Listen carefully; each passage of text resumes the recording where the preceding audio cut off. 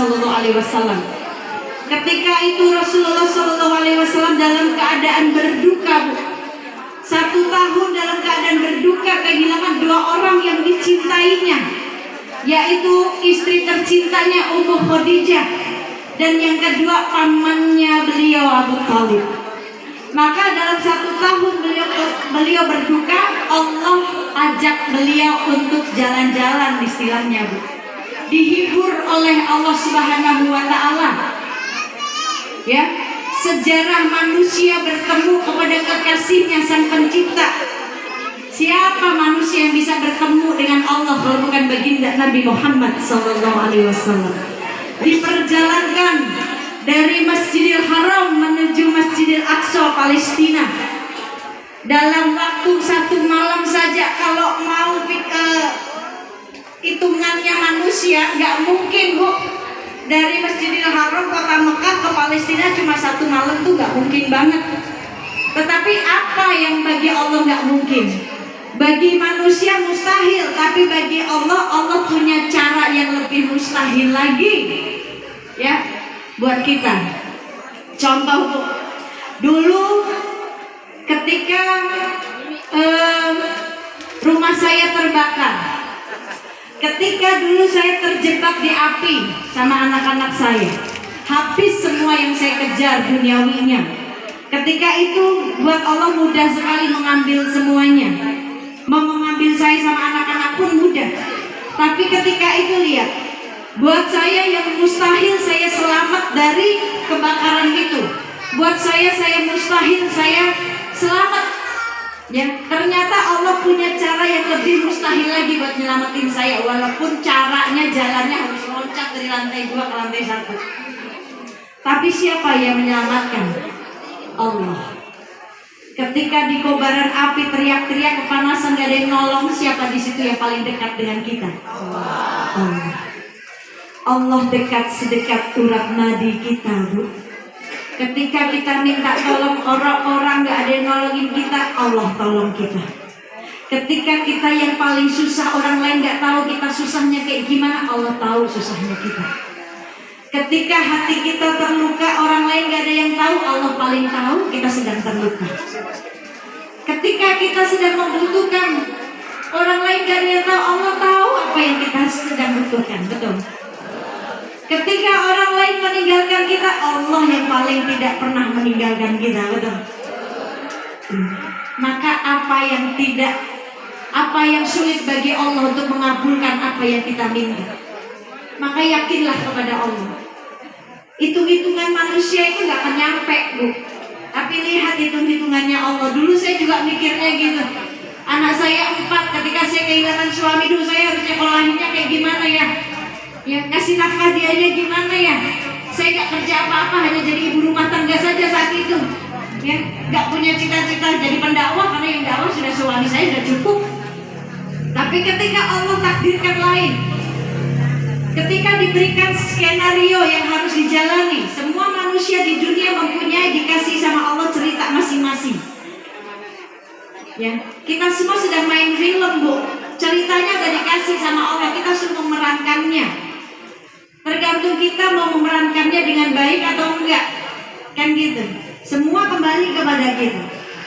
Maka ketika beliau meninggal dan beliau mengatakan satu malam itu sebelum meninggal, siang hari beliau bilang begini sama saya, "Nih, kamu udah harus siap-siap ya."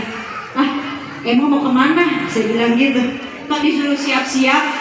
"Enggak, maksudnya siap-siap dakwah. Udah kamu bismillah dakwah deh. Udah mulai dakwah." "Ah, enggak. Orang gak ada yang kenal saya. Yang dikenal sebagai pendakwah tuh kamu, Bi. Mau dari ABG, pada nenek-nenek tahu semua." Ya, Bu ya. Udah, saya jadi pendakwahnya anak-anak aja. Jadi madrasah buat anak-anak. Dulu saya sempat kuliah, Bu, di bidang Islaman. Jadi saya kuliah di Al-Azhar 1 tahun, ambil 1 tahun. Ya, belajar fikih, sirah, nabawi, ya, semua. Tapi bukan untuk mempersiapkan saya sebagai pendakwah, tidak. Gak ada niatan seperti itu, Bu. Kepikiran saya bakalan begini juga enggak, Bu. Ya, karena itu udah tugasnya suami saya sebagai pendakwah. Saya dakwah buat anak-anak saya. ilmunya buat ngajarin anak-anak saya aja. Tapi ternyata Allah berkehendak lain. Ketika siang itu beliau bilang, nih, udah bismillah dakwah, sampaikan walaupun cuma satu ayat, ajak orang-orang mengenal Allah, ajak orang-orang mengenal Rasulullah, kan gitu. Kenapa harus saya? Kenapa bukan kamu aja? Karena seminggu sebelum meninggal beliau udah gak mau dakwah lagi, beliau udah gak mau ceramah lagi. Kalau ditanya kenapa gak mau ceramah, Bi, udah jatuh tempo, beliaunya bilang gitu, Bu. Kan kita nggak ngerti maksudnya jatuh tempo apa, Bu. Kalau urusan kredit jatuh tempo harus dibayar. Kan gitu ya, Bu. Akhirnya udah kamu aja bismillah. Sebentar lagi semua orang akan tahu kamu. Sebentar lagi semua orang akan lihat kamu, gak akan lihat saya lagi. Saya nggak ngerti maksudnya. Beliau ngomong begitu siang hari, zuhur, sholat zuhur, terus ngobrol begitu. Sebentar lagi semua orang bakal lihat kamu, gak akan lihat saya lagi. Maka kamu udah harus makin sabar. Ujian kamu bakalan banyak, fitnahnya bakalan banyak. Kamu siap gak? Kamu jadi sabar. Gak ngerti maksudnya, Bu. Baru malam Allah ambil, kan gitu. Jadi cerita langsung berjalan, tuh skenario-nya berubah. Yang kadang kita gak sesuai dengan kehendaknya kita, tapi kehendaknya Allah yang terbaik buat kita. Walaupun ya Allah kok gini banget sih ya Allah, jangan sayang deh, anak saya masih kecil-kecil. Kata Allah, kenapa enggak? Itu ya, ini yang terbaik buat kamu. Kadang kita suka gak suka dengan takdir yang sudah Allah tetapkan, gak sesuai dengan keinginan kita. Ya Allah, saya maunya gak seperti ini, tapi kata Allah, ya ini yang terbaik buat kamu. Kadang menurut manusia yang terbaik menurut kita belum tentu baik menurut dalam pandangan Allah, betul? Tapi kalau sudah baik dalam pandangan Allah pasti baik buat kita. Maka takdir itu berjalan. Baru setelah masa idah selesai, orang pada manggil saya. Saya bilang, ya Allah, kalau emang ini sudah takdirnya, sudah menjadi kehendakmu, apa yang saya sampaikan tuntun ya Allah. Ya, saya bodoh ilmu yang keluar dari lisan saya semua, semoga semua Engkau yang menuntunnya. Karena kalau hidup dalam tuntunannya Allah tuh enak, Bu. Nggak semau-maunya kita, kan gitu ya, Bu ya. Dari situ sudah berjalan saja. Rezeki awalnya ketakutan karena rezeki ya Allah kayaknya kufur banget. Padahal Allah sudah atur di dalam surat Al-Baqarah 155 ketika saya bertanya tentang ujian, ya Allah kenapa saya yang diuji ya Allah? Dia masih muda, umurnya baru 40 tahun, kenapa diambil? Kata saya gitu kan. Kenapa bukan mereka aja, para korupsi itu diambil-ambilin aja udah.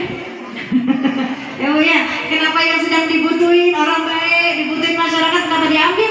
Dalam hati saya gitu. Kata Allah, ya suka-suka saya lah, kan gitu ya Bu ya. Itu kan punya saya, bukan punyamu.